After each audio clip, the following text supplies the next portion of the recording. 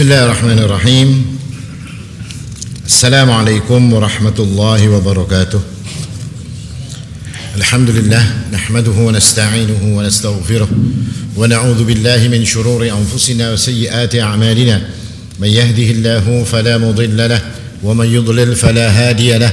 Wa asyhadu an la ilaha illallah wahdahu la syarika lahu wa asyhadu anna Muhammadan 'abduhu wa rasuluh. Allahumma salli wa sallim wa barik ala nabiyyina Muhammadin wa ala alihi wa sahbihi wa sallama tasliman mazida.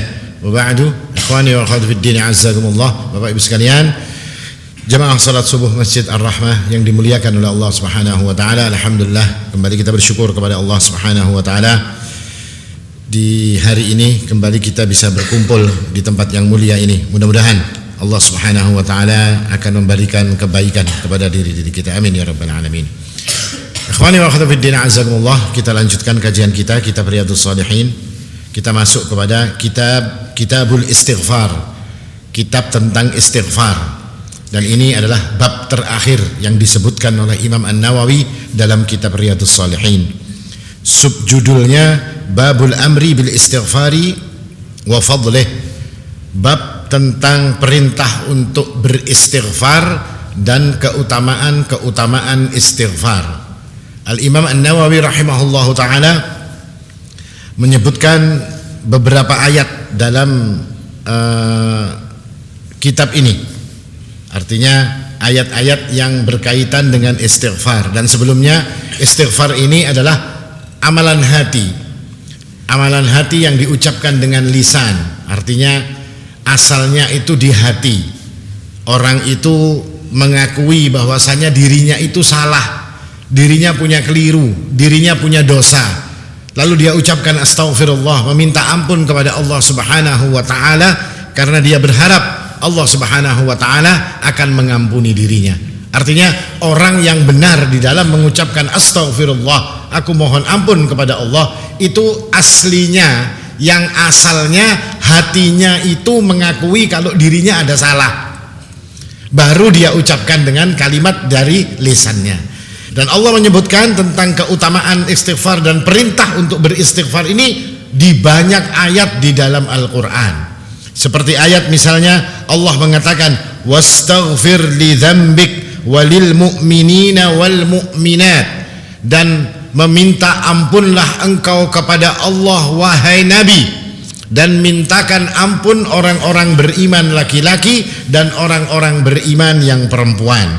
Dalam ayat lain Allah mengatakan wastaghfirillah innallaha kana ghafurar rahima, dan mohon ampunlah kalian kepada Allah karena Allah itu maha pengampun dan maha penyayang.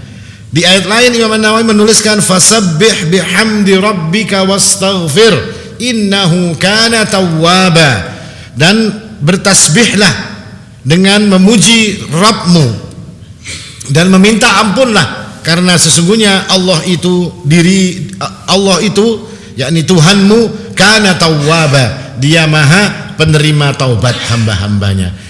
Kalau kita cermati ayat-ayat, dan masih banyak lagi Pak ayatnya Pak, berpuluh-puluh ayat berkaitan tentang ini. Kalau kita cermati dalam ayat-ayat di atas, maka perintah ini selalu ditujukan oleh Allah Subhanahu wa taala kepada Nabi. Allah mengatakan wastaghfir li dzambik, beristighfarlah engkau, memohon ampunlah engkau dengan sebab dosa-dosamu, kata Allah. Allah juga mengatakan wastaghfirillah, meminta ampunlah engkau. Lalu dalam surat fasabbih bihamdi rabbika wastaghfir, disuruh bertasbih, bertahmid, memuji Allah dan meminta ampun atas kesalahan-kesalahan. Yang diperintahkan siapa? Sekali lagi wastaghfir li dzambik, kata Allah. Yang diperintahkan pertama kali itu adalah Rasulullah sallallahu alaihi wasallam. Ini yang Allah perintahkan agar Nabi itu meminta ampun kepada Allah Subhanahu wa taala. Nah, sekarang pertanyaannya, Nabi itu kan maksum, Pak. Artinya terjaga dari dosa. Nabi punya dosa enggak? Kayak Pak Udin, Nabi punya dosa? Nah, bingung Pak Udin. maksum itu terjaga daripada dosa.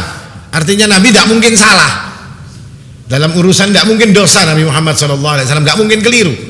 Tapi kenapa Allah Subhanahu wa taala selalu menyuruh Nabi untuk wastaghfir li dzambik, beristighfarlah engkau, memohon ampunlah engkau atas dosa-dosamu. Kenapa, Pak? Kan tidak punya dosa. Apa disuruh istighfar?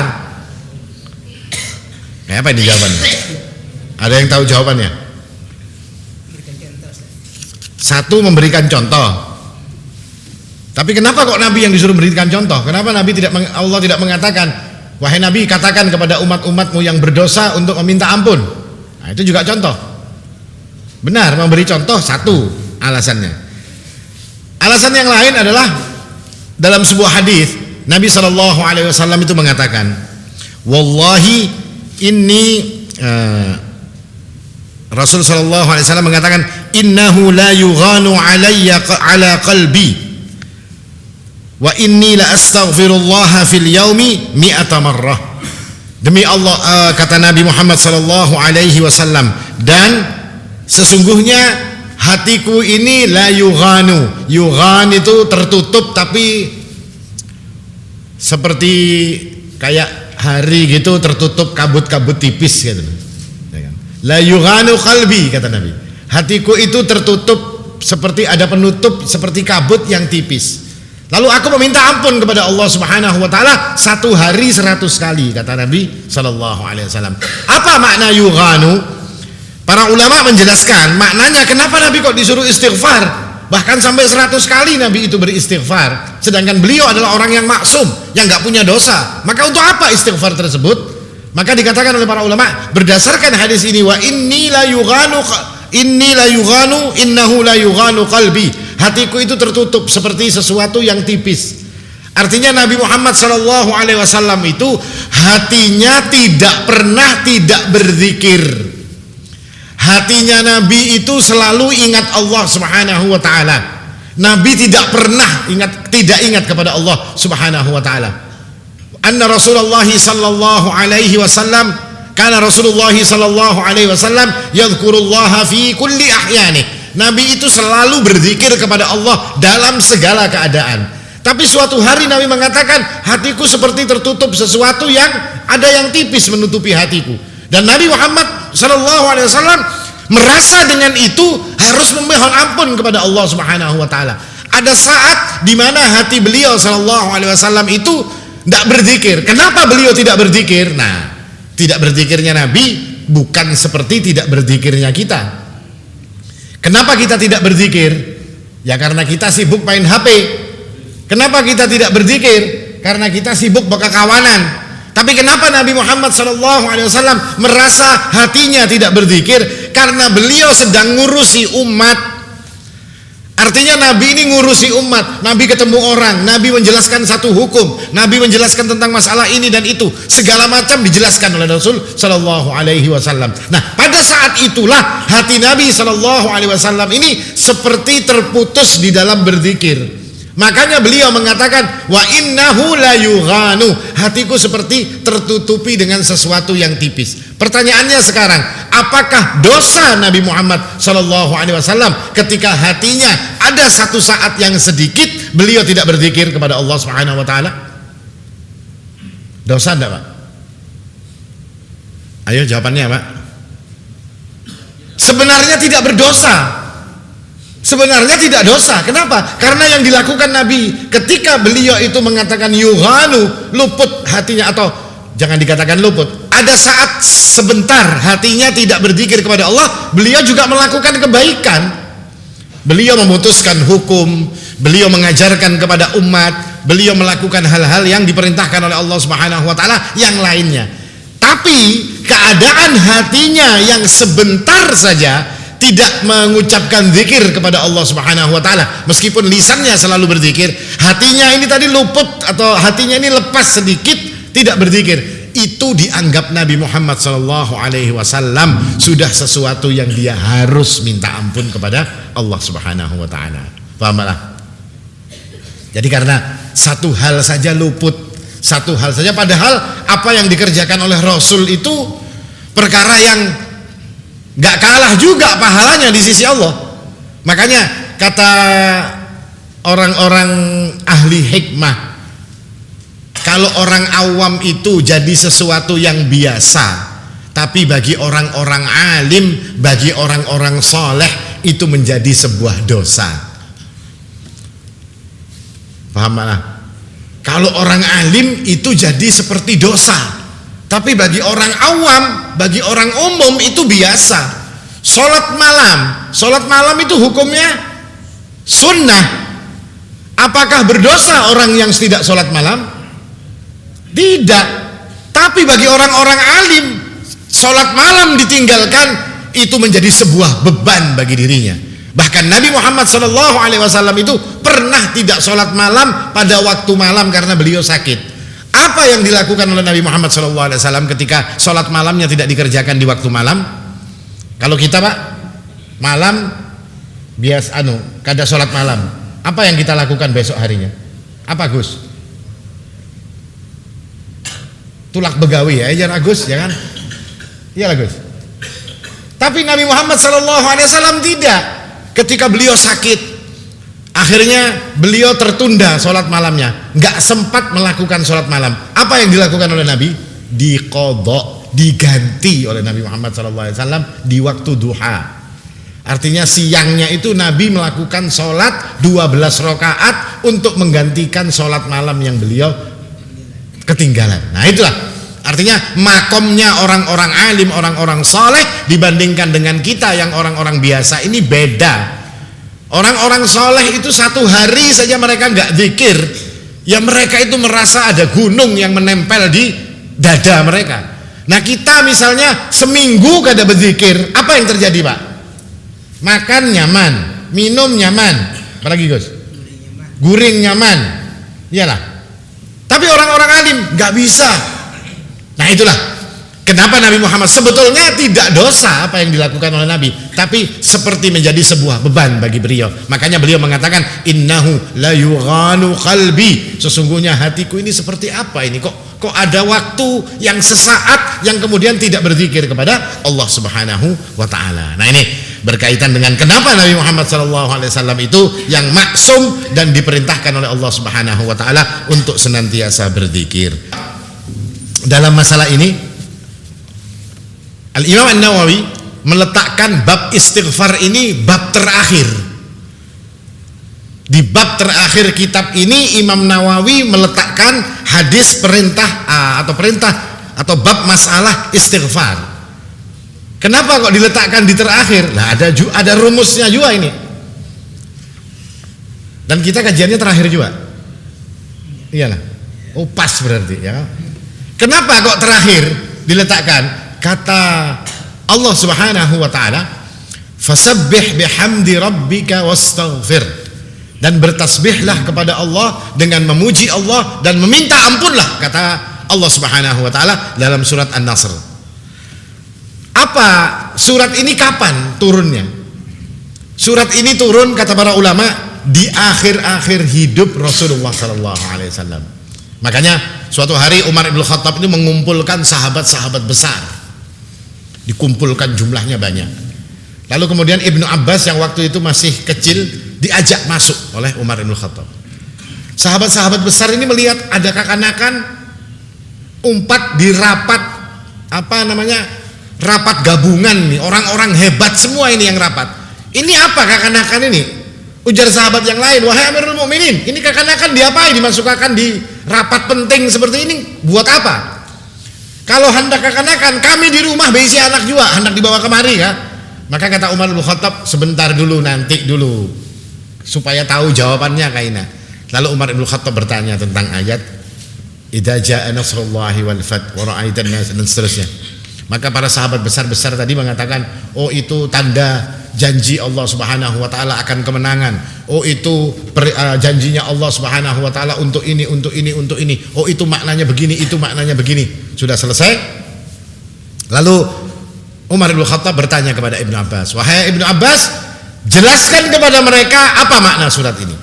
Maka Ibnu Abbas mengatakan, surat ini kata Ibnu Abbas adalah tanda bahwasanya ajal Nabi Muhammad sallallahu alaihi wasallam sudah dekat. Nah, saat itulah orang-orang kaget dengan apa yang diucapkan oleh Ibnu Abbas. Artinya di akhir-akhir hayat Nabi, di saat Nabi dikabarkan bahwasanya umurnya tidak lama lagi, maka Allah memerintahkan kepada Nabi Muhammad sallallahu alaihi wasallam, "Fasabbih bihamdi rabbika wastaghfir." Dan bertasbihlah kepada Allah, memuji Allah dan meminta ampunlah engkau kepada Allah Subhanahu wa taala.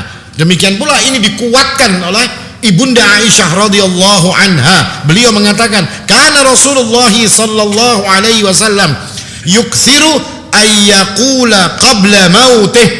Dan Nabi Muhammad sallallahu alaihi wasallam itu banyak sekali mengucapkan kalimat sebelum mati kematiannya. Kata Ibunda Aisyah radhiyallahu anha, "Subhanallahi wa bihamdih astaghfirullah wa atubu ilaih." Subhanallahi wa bihamdih astaghfirullah wa atubu ilaih. Ini kata Ibunda Aisyah sebelum Nabi meninggal, yang banyak diucapkan oleh Rasulullah SAW itu adalah istighfar. Makanya Imam An-Nawawi meletakkan bab ini di bab paling akhir karena untuk mengikuti apa yang terjadi kepada diri Rasulullah SAW. Nabi itu di akhir hayatnya banyak beristighfar. Maka Imam Nawawi meletakkan bab ini untuk menjadikan bab ini sebagai bab terakhir di dalam kitabnya. Wa qadarullah juga hari ini kita terakhir juga bab masalah kitab Riyadhus Shalihin. Jadi sama-sama terakhir nih. Kenapa ya? Mengikut kepada Rasulullah sallallahu alaihi wasallam yang dilakukan oleh Imam An-Nawawi rahimahullahu taala. Dan istighfar adalah amalan yang istimewa sebagaimana tadi dikatakan. Kemudian amalan yang istimewa ini tentu ada keutamaan-keutamaan yang disebutkan oleh Nabi Muhammad sallallahu alaihi wasallam. Salah satu keutamaannya Nabi mengatakan, "Man lazimal istighfar ja'alallahu min kulli dhiqin makhraja wa min kulli hammin farja wa razaqahu min haitsu la yahtasib." Orang yang lazim, yang senantiasa beristighfar, maka Allah Subhanahu wa taala akan menjadikan segala kesempitan untuk hatinya itu ada jalan keluar. Menjadikan setiap kesusahan yang dia alami, kata Nabi sallallahu alaihi wasallam, akan ada pemecahannya dan Allah akan memberikan rizki kepadanya dari tempat-tempat yang tidak disangka-sangka. Kenapa kok bisa seperti ini? Karena dosa yang dilakukan oleh seseorang itu akan menyempitkan hati. Dosa yang dilakukan oleh seseorang akan menjadikan dirinya gundah. Dan dosa yang dilakukan oleh seseorang itu akan menjadikan rizkinya menjadi terhambat, rizkinya nggak lancar dengan sebab dosa-dosa yang dia lakukan. Maka ketika dia disuruh beristighfar, disuruh banyak mohon ampun, man lazimal istighfar, orang yang senantiasa beristighfar, kata Nabi, hatinya akan lapang, tidak ada kesulitan, tidak ada hal-hal yang akan menghimpit hatinya. Dan kesusahan-kesusahannya akan dicarikan jalan keluar oleh Allah Subhanahu wa taala, dan rezekinya yang mampet tadi akan dijadikan oleh Allah Subhanahu wa taala menjadi lancar. Wa qultu astaghfiru rabbakum innahu kana ghaffara. Dan minta ampunlah engkau kepada Allah, dan aku berkata minta ampunlah kepada Allah karena Allah itu Maha Pengampun. Yursidis samaa 'alaikum midrara. Allah akan turunkan hujan yang lebat untukmu. Artinya rezeki. Wa yumditkum bi amwalin wa banin wa yaj'al lakum jannatin wa yaj'al lakum anhara. Semua yang disebutkan oleh Allah ini menjadi rizki yang lancar bagi diri kita dengan sebab orang itu mengucapkan istighfar, banyak-banyak istighfar. Maka hikmah bagi kita, Bapak Ibu sekalian yang dimuliakan oleh Allah, di dalam kehidupan kita ini mungkin kita merasa sempit, merasa suntuk, merasa gundah, merasa apapun hal-hal yang tidak mengenakkan hidup kita. Solusi pertamanya adalah mohon ampunlah kepada Allah, karena kita nggak tahu. Bisa jadi ada satu dosa yang kita tidak merasakannya. Bisa jadi ada satu dosa yang kita merasa biasa melakukan dosa tersebut. Dengan sebab dosa itu, maka Allah Subhanahu wa taala menjadikan kesempitan di dalam hidup kita. Maka yang tepatnya banyak-banyak mengucapkan istighfar, mohon ampun kepada Allah Subhanahu wa ta'ala. Keutamaan yang lain yang disebutkan oleh Nabi, Man qala astaghfirullah alladzi la ilaha illa huwal hayyul qayyum wa atubu ilaih. Astaghfirullah alladzi la ilaha illa huwal hayyul qayyum wa atubu ilaih. Sering dengar kalimat ini kan Pak? Hafal aja kalau berataan. Hafal Gus? Hafal. Apa pahalanya? Keutamaannya apa yang diberikan oleh Allah Subhanahu wa taala? Ghufirat dzunubuhu wa in kana qad farra minaz za'af. Dosanya akan diampuni oleh Allah Subhanahu wa taala wa in farra minaz za'af. Meskipun dia lari dari medan perang. Lari dari medan perang itu aib yang luar biasa. Lari dari medan perang dosanya enggak main-main. Makanya dulu Hindun bin Utbah yang memerintahkan untuk membunuh Hamzah dalam cerita itu, kalau ada orang perang dia paling belakang. Kalau ada yang mundur dimamainya. Kalau ada orang yang takut sampai mundur, Hindun bin Utbah ini bagian ngomeli orang-orang yang mundur dari perang. Dan ini dosa besar. Lari dari medan perang itu dosa besar. Tapi kata Nabi, orang yang beristighfar mengatakan astaghfirullah alladzi la ilaha illa huwal hayyul qayyum wa atubu ilaih, ini dosanya akan diampuni meskipun dosa itu lari dari medan perang. Nah, ini salah satu model istighfar. Jadi kalau kalimat istighfarnya kita seperti itu keutamaannya begitu besar. Ada juga tentang sayyidul istighfar. Bahkan dari hadis Nabi Muhammad SAW, sayyidul istighfar ayyaqula. Hafal kalau Pak sayyidul istighfar? Hafal Gus? Yang biasanya kalau sore-sore itu hendak parak maghrib, Allahumma anta rabbi la ilaha illa anta khalaqtani wa ana abduka wa ana, dan seterusnya. Itu namanya sayyidul istighfar. Kata Nabi kalau itu dibaca di waktu man qalaha minan nahari muqinan biha, orang yang membacanya di waktu siang, waktunya waktu setelah matahari terbit, dengan keyakinan bahwasanya ucapan ini, kalimat ini, pemohonan ampun ini akan dikabulkan oleh Allah. Allah akan ampuni dia. Dia yakin bahwasanya Allah akan mengampuninya. Famata min yaumihi qabla ayyumsiya, lalu dia mati pada hari itu sebelum sore datang, dia mati. Fahuwa min ahlil jannah, dia termasuk ahli surga, kata Nabi Muhammad. Sebaliknya kalau dia baca malam terus dia mati sebelum subuh, maka dia juga termasuk ahli surga. Ini keutamaan. Allahumma anta rabbi la ilaha illa anta khalaqtani, dan yang seterusnya. Kalau dibaca pagi, kalau dia mati hari itu sebelum sore, dia akan masuk surga. Kalau dia setelah sore dia baca, makanya ada di dalam doa pagi petang. Kalau sore dia baca sebelum pagi menjelang, maka dia mati, dia akan masuk ke dalam, termasuk di dalam ahli surga, kata Nabi Muhammad SAW.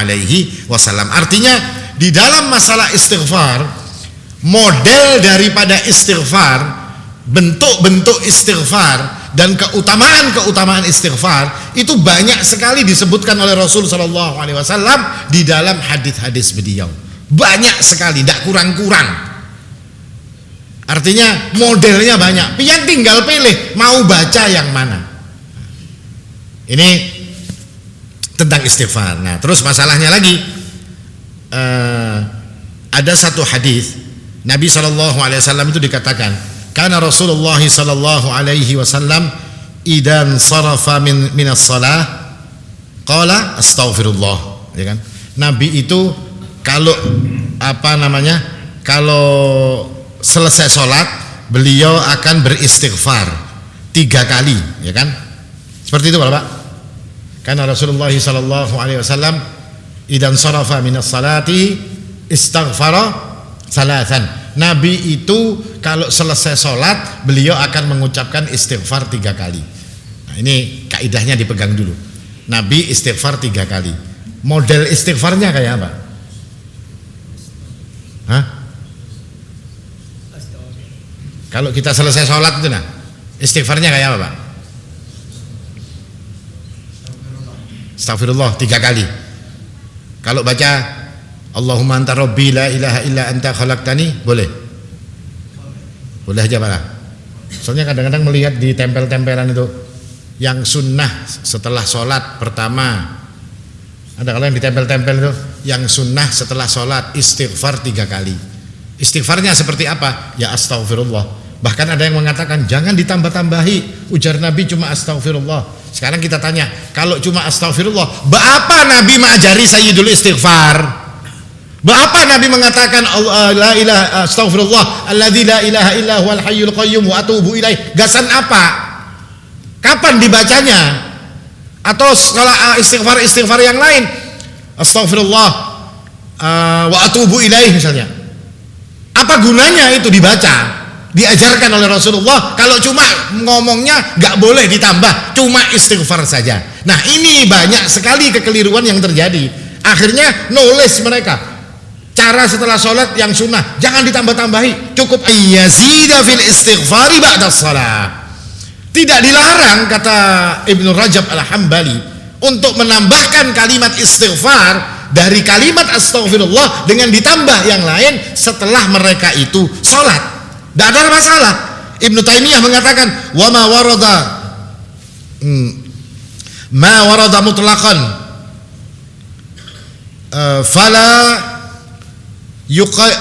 wa ma warada mutlaqan fala yuqayyad illa bidalil. Dan apa-apa yang diucapkan secara mutlak jangan kamu batasi kecuali dengan dalil.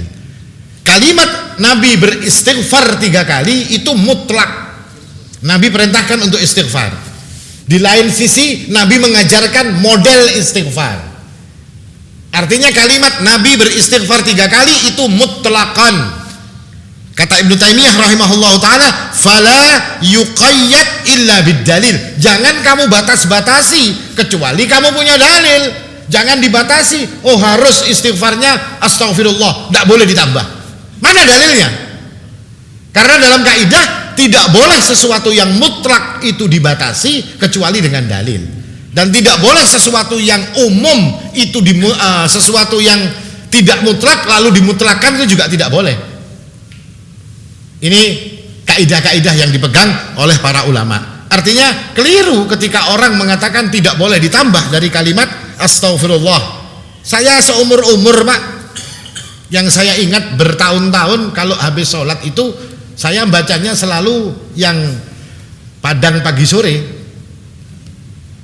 Astaghfirullah alladzi la ilaha illa huwal hayyul qayyum wa atubu ilaih. Diampuni dosa meskipun lari dari peperangan. Kalau mengucapkan astaghfirullah saja ya nggak apa-apa, itu paket hemat, ya hemat-hemat aja, paling minimal itu.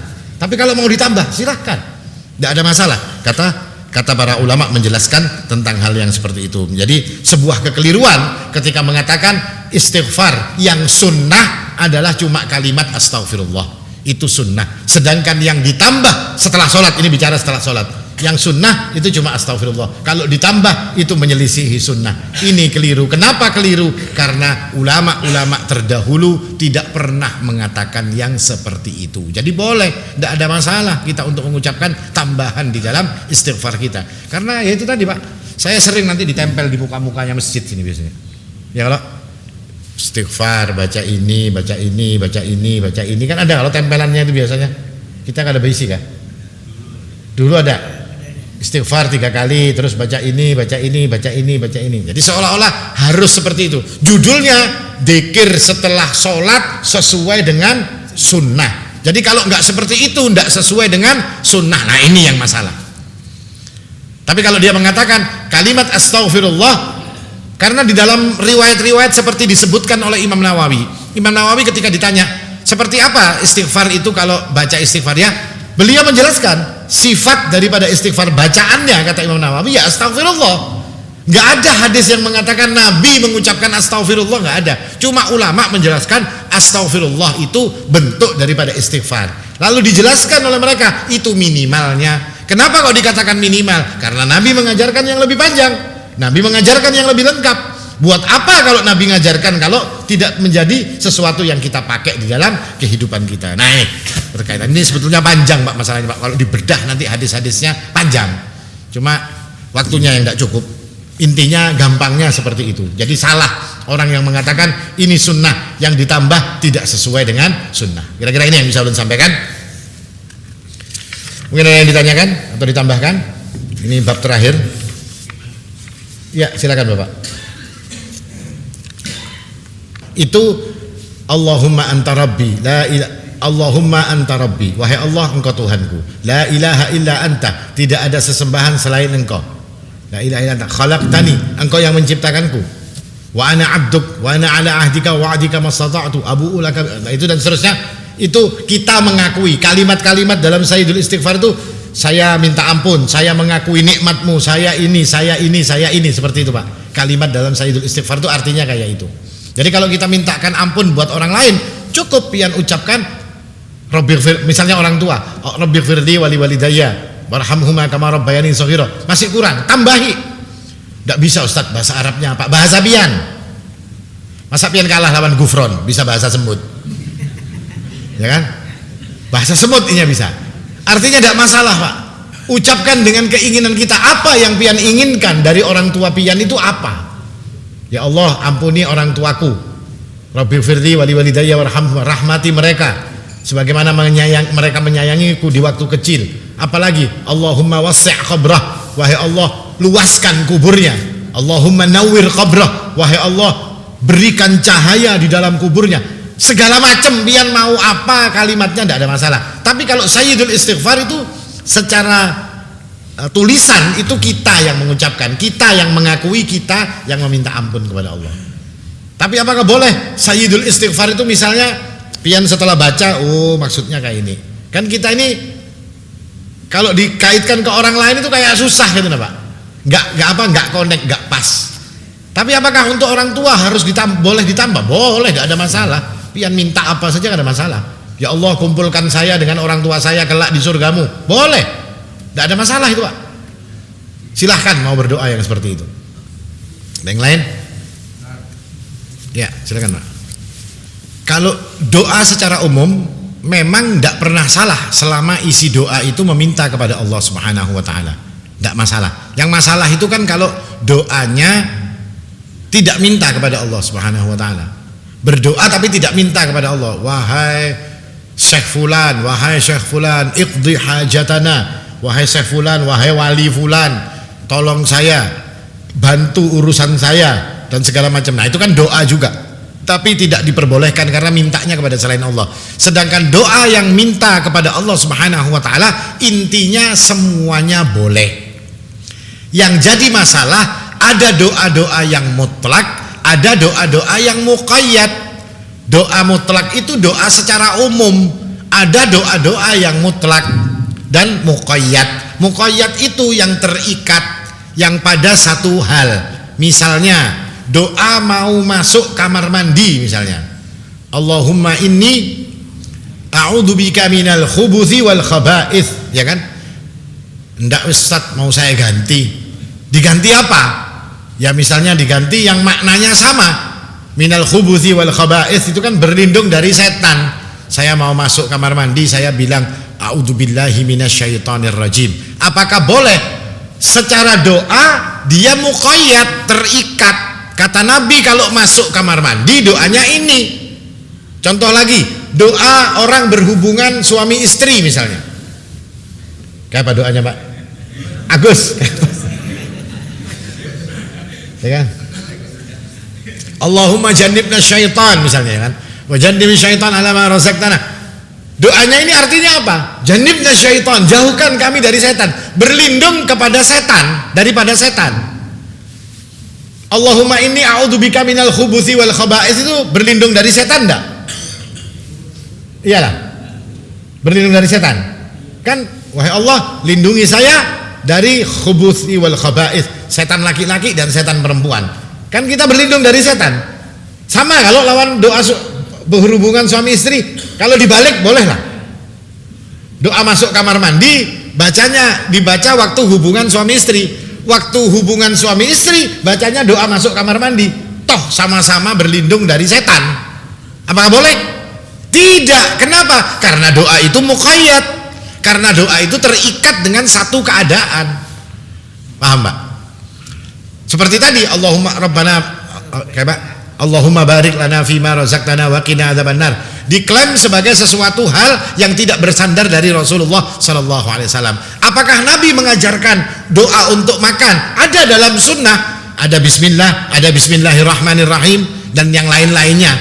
Doa-doa dari Nabi tentang makan sudah ada, ya itu muqayyad namanya. Kalau Allahumma barik lana fima razaqtana wa qina adzabannar, itu kapan kira-kira boleh kita baca? Kan ada gawian Tiba-tiba ada orang ngasih pian ngasih nasi bungkus misalnya, terus pian pegang nasi bungkusnya, lalu pian mengatakan kepada Mak, Allahumma barik lana fima razaqtana wa qina adzabannar. Ya Allah, berkailah untukku dengan rizki yang engkau berikan. Nasi bungkusnya rizki enggak? Ya kan? Wa qina adzabannar, dan lindungi aku dari api neraka. Boleh enggak baca doa ini? Boleh. Kenapa? Karena dia mutlak, karena dia sifatnya umum. Jangankan nasi bungkus misalnya, pian dapat apa misalnya, dapat rizki apa misalnya, lalu pian berkata Allahumma barik lana fima razaqtana, ya Allah berikan keberkahan dari rizki yang aku dapatkan ini, wa qina adzabannar. Apakah boleh? Boleh. Tapi kalau sesuatu yang muqayyad, sudah terikat dengan aturan, itu yang enggak boleh. Pahamlah? Cukup. Yang lain? Cukuplah. Apa Gus? Mudah-mudahan bermanfaat, karena ini kajian terakhir. Jadi saya mohon maaf kalau ada selama kita ini berapa tahun sudah Pak? Ya, berapa tahun ini kan ngumpul dengan membahas tentang masalah kitab Riyadhus Shalihin. Jadi kalau ada keliru, ada salah, ada hal yang tidak mengenakkan, pokoknya yang ada unek-unek di dalam hati kita, saya mohon maaf, karena beda Pak. Saya di masjid ini dengan di masjid-masjid lain itu beda, karena di sini ini kayak rumah sendiri. Nah, ini kayak rumah sendiri ibaratnya. Terkumpulnya itu beda dengan masjid lain, beda. Di masjid lain ya dekat, tapi tidaklah kedekatan itu seperti dekatnya saya dengan jamaah yang ada di Masjid Ar-Rahmah ini. Ya, mudah-mudahan Allah Subhanahu wa taala senantiasa memberikan kebaikan kepada kita.